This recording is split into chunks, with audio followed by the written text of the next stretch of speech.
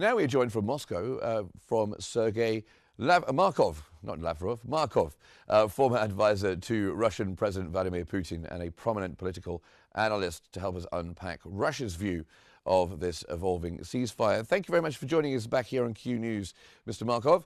How does Russia then interpret this US and Egypt brokered ceasefire? Is it a diplomatic success, do you think? Of course, it's a diplomatic success of Donald Trump, and you may know that Russia is interested to improve relationship with Donald Trump. First of all, because Donald Trump has political will to cooperate in the moving situation in Ukraine from war to the peace. That's why there are some competition between Russia and Ukraine for the good relationship with Donald Trump. It's also important characteristic. But at the same time, Russia, of course, could see that the peace on the Gaza is better than the war. Also, we could see a great humanitarian catastrophe in Gaza sector during last year and a half. And stopping such humanitarian catastrophe, it's important. Also important that Russia bases its policy in the Middle East, first of all, on its friendly relationship with main friends in the region. Among such main friends, Egypt, one of the first, and it means that Russia coordinating its approach with Egyptian government and Egyptian President Sisi, first of all. Also, Russia has another new friends, such as Saudi Arabia Kingdom and United Arab Emirates, and also partly coordinated with Turkey. Because all these sectors support this peace plan of Donald Trump, it's important argument for Russia to support this peace plan as well. But also, either we see that it's peace plan forever or it's just temporary truce. We know the past. During previous decades, Middle East and Palestine saw dozens of different peace plans, and war to our death still continue. That's why Russia support this peace plan of Donald Trump, but has not great enthusiasm of its future.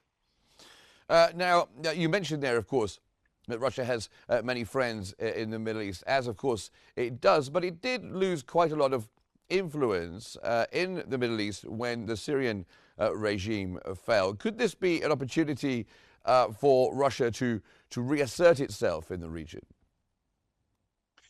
Russia not so sure about reasserting its influence in the region, because we understand very well the mostly important for Russia influence, it's not different kind of activities, but it's resolving Ukrainian problem.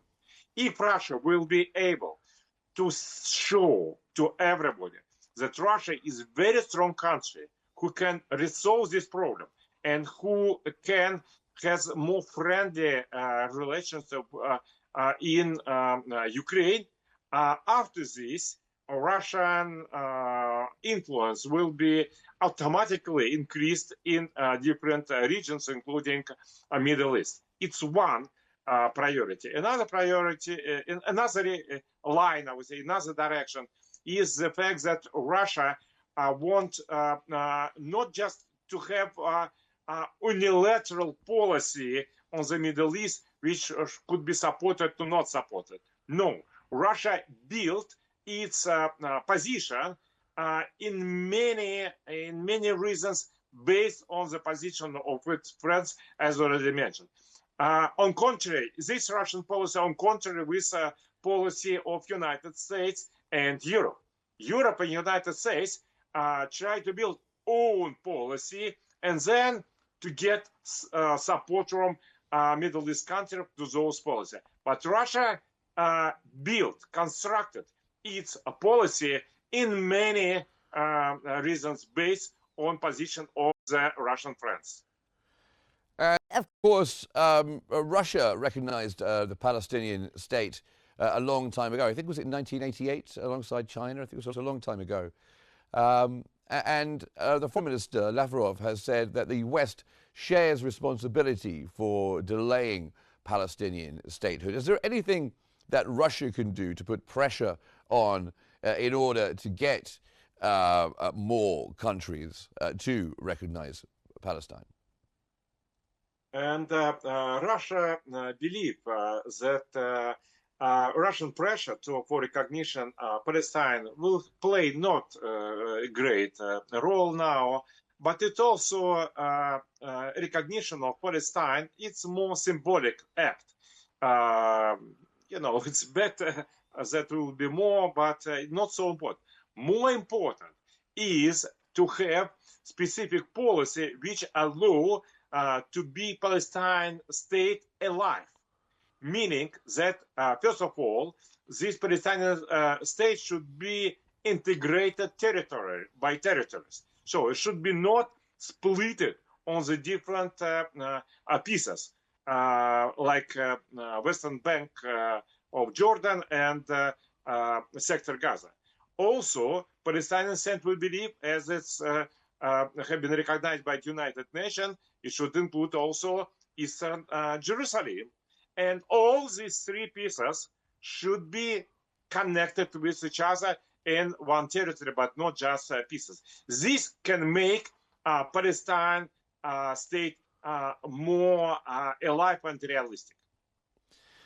And we mentioned, just going back to Russia's relationships with countries in the Middle East, given Russia's closer coordination with Arab capitals and much friendly relationships, many friendly relationships, could we see a new bloc forming around support for Palestinian sovereignty? I think this not bloc which want to support sovereignty of Palestine. I don't think that it will be not sovereign. It will be more recognized as state, but not as sovereign. The problem is that a lot of factors. It's not only United States and Europe, but also I think Egypt, Saudi Arabia, and United Arab Emirates and Qatar. They believe that if Palestine will be too sovereign, the power in Palestine could be taken by Hamas or some other radical organizations as such. That's why they believe that, first of all, this Palestinian state should have limited sovereignty. That's why Donald Trump plan has idea that, first of all, the sector Gaza should be some kind of international administration led probably by former British Prime Minister Tony Blair, with whom a few times I had very good talks by breakfast. And as a result, this, I think, should be not so much recognition of the sovereignty of the sovereign position of Palestine, but more preparation of Palestine to the more vital condition. Well, I know that, of course, Moscow and Washington are quite close at times. The relationship between President Putin, who you used to advise, and President Trump, the relationship is mostly quite good. But does the Kremlin, do you think, see Trump's involvement in this conflict and trying to resolve this conflict as one of stabilizing or opportunistic? I think in Moscow, it's this Donald Trump plan seen as very big possible breakthrough. It's first of all because it's new model of resolving of the problem. Because it's not just idea, or let's try to make more peace between different rival sides. No, the idea is that let's create new subject. It will be international administration, which will use, I think, private military company for the controlling security in the Gaza, and also which will use not Palestinian money, but international money from different, I think, first of all, Arabic countries. This is a new style of policy, new style of the resolving of the problem. And if this will be conditioned, if it will be well done, I think this style, this model, I mean, international, almost private administration, international security militaries, and international money, this model can be used for resolving of another problem. And of course, Russia and the United States can cooperate to this. I should remember you that, of course, Russia and the United States has a long history of contradiction, but at the same time, on the main crisis in the Middle East, it's 1956, about around Suez Channel. Okay. Russia and United States has common position. Okay, I'm afraid, I'm very sorry, Mr. Markov, I'm very sorry. I'm going to have to cut you off because we are just out of time. I'm very sorry, but it's great to have you on and get your view and perspective from Moscow. Sergei Markov there, a political analyst and also former advisor to President Putin as well. Thank you very much indeed. Now, as diplomacy resets and global narratives shift, the struggle for Palestinian justice and the politics that surround it continue to test the moral fabric of international order. From the boycott campaign sweeping Western cities to the cautious diplomacy in Moscow's corridors, the story of Gaza's war and its aftermath is no longer confined to the battlefield. It's now fought through ideas, ethics, and influence. Well, thank you very much indeed for joining us here on the program. We will continue to have more special coverage right here very soon after a break. Thank you very much. Good night.